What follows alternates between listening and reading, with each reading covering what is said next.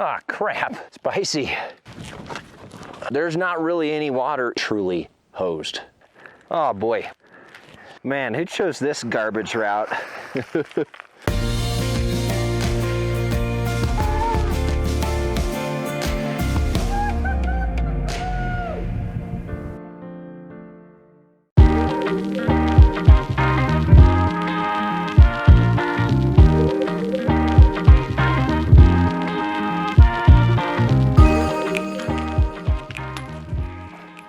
Hi everybody, it's Cripps here, and I'm out for a hike, which shouldn't be really that surprising to you. You all know how much I love to hike. I try to get out once or twice a week, so that's really nothing new.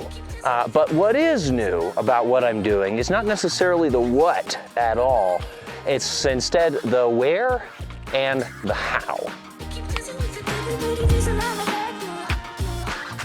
See, a lot of the time, this is what my hiking looks like on really well, clear, defined trails with straightforward objectives. You go to the end of the trail, you look at the thing, you turn around, and you hike back.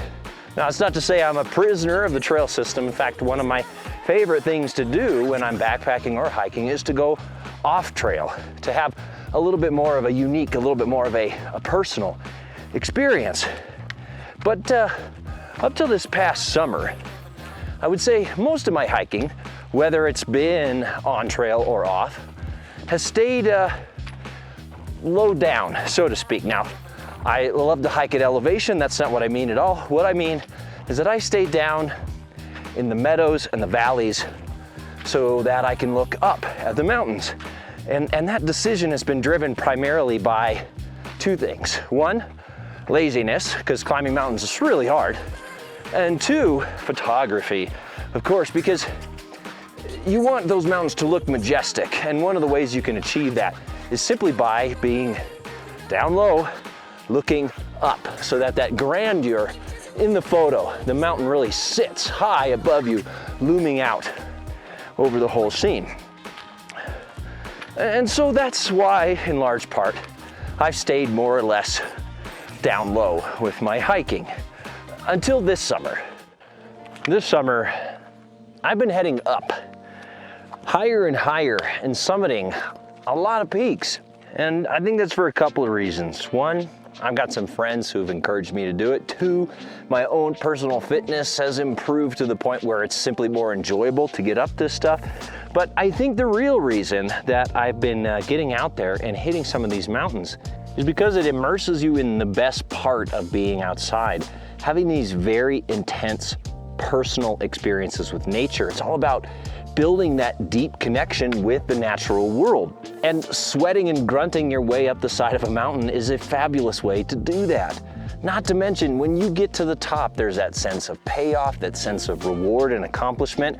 But even more important to me as a photographer is the sense of connection it gives me. When you look out across the ridge lines and valleys and peaks and you start to put them all together and connect those dots, the Ritter Range connecting to the Cathedral Range, or Seven Gables and how it pieces together with Feather Peak and the Humphreys Basin, all of a sudden this world that you only see enclosed from the valley floors starts to come together, and you begin to understand really that these places that you love, for me, the Sierra Nevada here, are simultaneously so much smaller and so much bigger than you ever could have imagined, and becoming a tiny little part in the ongoing story of these spectacular places is truly an extraordinary thing. Now today, my goal is right there. The Wheeler Crest, Wheeler Peak, Wheeler Ridge, however you want to call it, that pointy mountain up there. Then depending on how I feel, I may try to traipse around the ridge line, around this whole basin, and come down over here a little bit. But that's going to depend on my 4 limiting factors. I'm either going to run out of food, energy, time, or, crap. Oh boy, well, the plan was to stop here at Dorothy Lake to fill up both of my water bottles to capacity, so I had as much water for that long ridge traverse. But that looks like it's gonna be a challenge, and I'll show you why. there's not really any water in this lake. This is dry, dry, dry. Hopefully I'll be able to find something though, because doing a multi-mile ridge traverse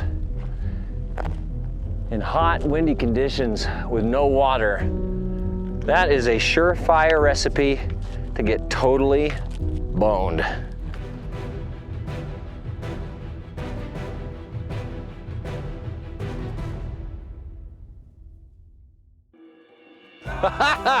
Whew. All right, oh man, thank goodness. Well, it turns out there's just a little bit of a puddle down here at the very, very bottom of the lake. And it doesn't look too disgusting. So let me fill up my water and then it's time to start this climb. Now what I've got here is a Sawyer Squeeze. And this is a pretty cool little tool for solo hikers. It lets you fill up out of pretty much any water source, and it's got a filter right here in the nozzle. And so you can fill your bag up and then just drink it straight from the bag, and it's filtered as you drink it.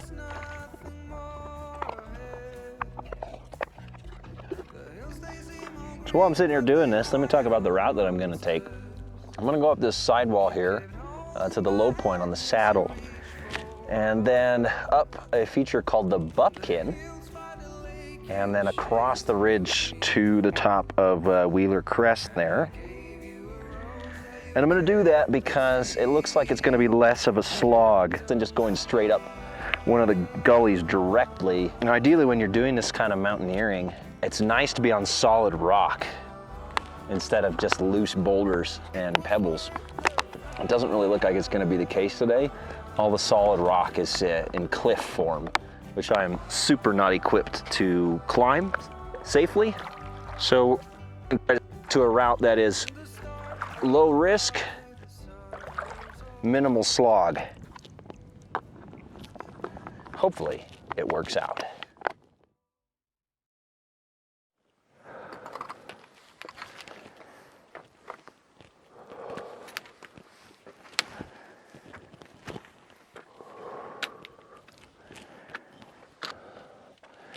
Now I find when moving through talus, there's almost never a right way or a wrong way. There's just rock and up. And I find the best way to move through this, honestly, grab your headphones, get some really good music going, and just march.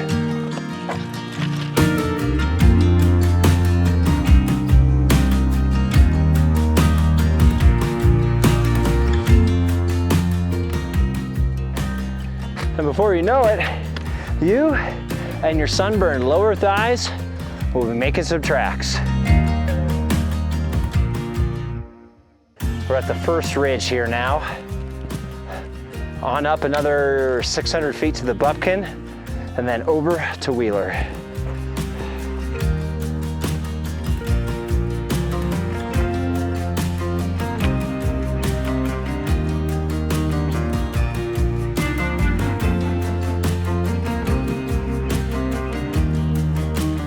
That was a lot of rocks to step on, but I'm here at the summit of the Bupkin.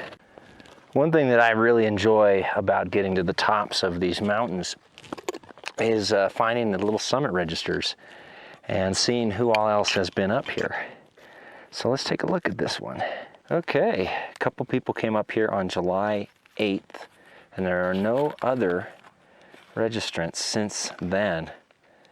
And the previous party was May 16th of 2020. So this particular peak does not get a lot of visitors. Well, time to add the old JC to this one.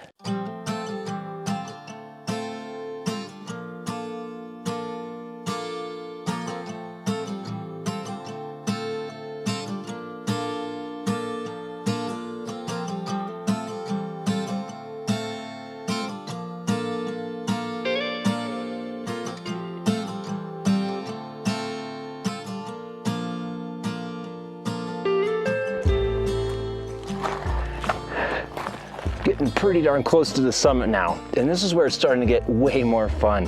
It's just out of that endless plodding talus and onto a little bit more scrambliness.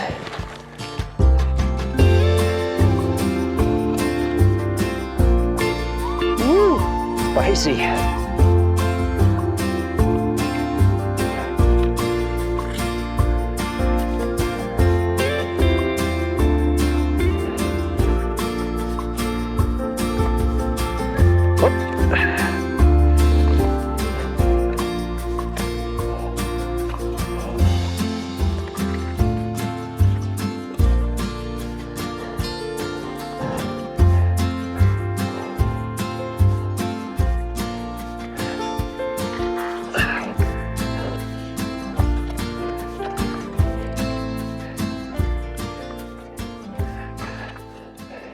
Ooh. Oh. Well, this is it. This unassuming block right here is the summit of Wheeler Peak and Wheeler Crest. Now, you've been watching me bounce around in the mountains now for the last 10 minutes or so. You're probably wondering, what the hell does any of this have to do with photography, Cripps? The truth is, photography is an extension of our experiences in nature, and the more experiences that you have, and the deeper that you understand your subject matter, the better you're going to be able to photograph it, and the better you're going to be able to convey your vision and why nature is special to you. Right? We all see the world in a different way, and the deeper that you understand it, the better your unique perspective is going to come out.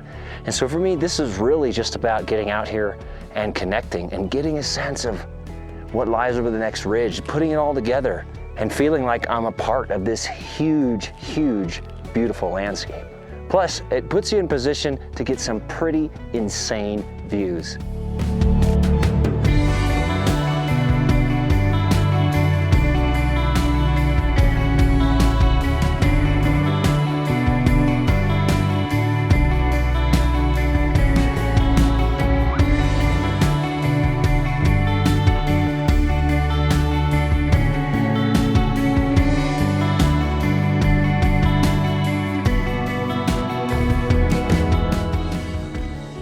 Okay, the day is getting on for sure, and I've still got a few hours to get back. So I gotta find my way down through some of this massive jumble.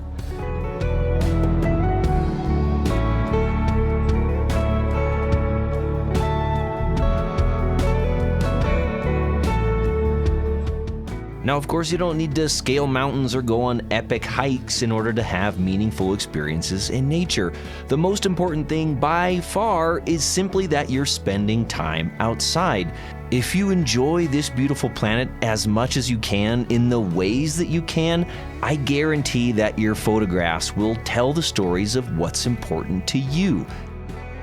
Thank you so much for watching. Until next time, have fun and happy shooting.